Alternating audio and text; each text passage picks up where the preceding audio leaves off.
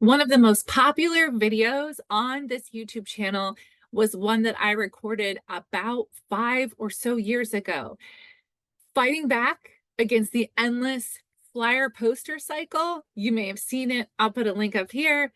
But guess what? I have an update for this video. We're going to talk about how to use print promotions in a smart and strategic way in this episode of the Library Marketing Show. Welcome back, everyone. I'm Angela Hursh. I am the person behind the blog, superlibrarymarketing.com. Head on over there and scroll all the way to the bottom. In the left-hand corner, you'll find a place to hand over your email. I won't give it to anyone, but you will get a notification every time I post. Also, you can click on the Library Marketing Show tab to suggest a topic for a future episode or nominate your library or another library doing great work in marketing for Kudos. I'm going to start today's show with Kudos, which is going to go today to the Manhattan Elwood Public Library District. I'm going to share a link to a special newsletter that they have where they send out what their teacher support services are. I think this is a fantastic newsletter. It also has a bunch of great book suggestions in there by grade and age.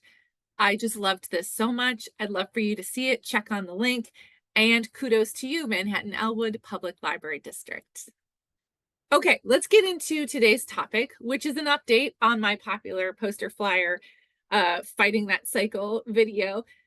I think the reason it is so popular is because it's something that we can all relate to in library marketing, right? I'm certain that many of you have gotten a ton of requests from staff members asking for you to create posters, flyers, and other print promotions for the events. Now, we all understand why our coworkers ask us to do that. Programs take time to put together.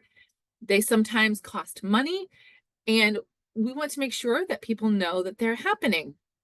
But those of us who work in library marketing, we understand that a poster or a flyer or a sign is not always the best way to promote a program.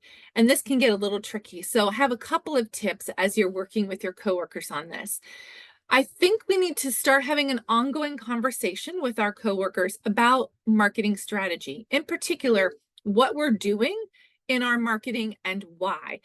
Perhaps you can think about writing a little update every couple of weeks on your staff intranet to let folks know what you have done to promote the library, which programs and services you've promoted, and why. And in that explanation, you can talk about the thought around how we decide which of our channels we use when we promote something. I think that it would be great to explain to your staff.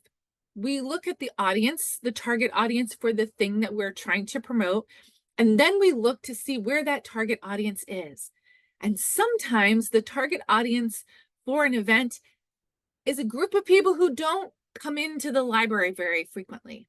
A poster, a flyer, and a sign is really only good if a person is coming into the library space, the actual physical space.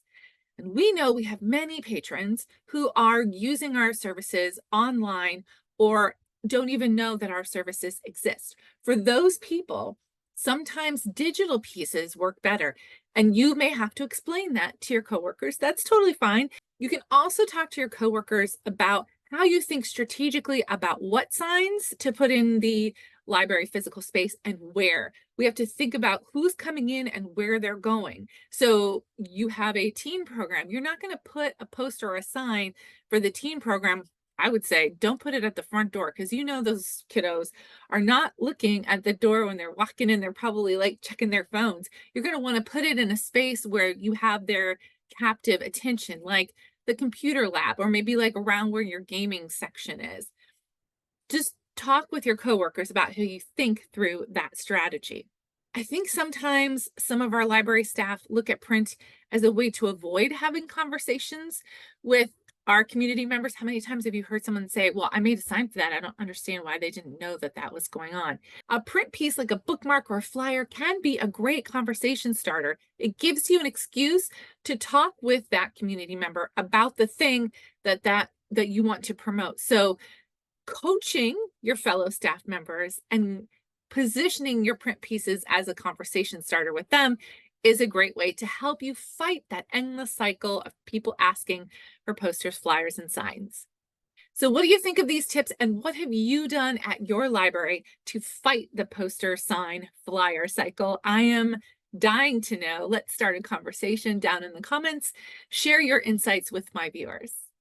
And that's it for today's episode, but my channel is full of other tips for library marketing. If you're interested in learning more, head to this next video. I'll see you there.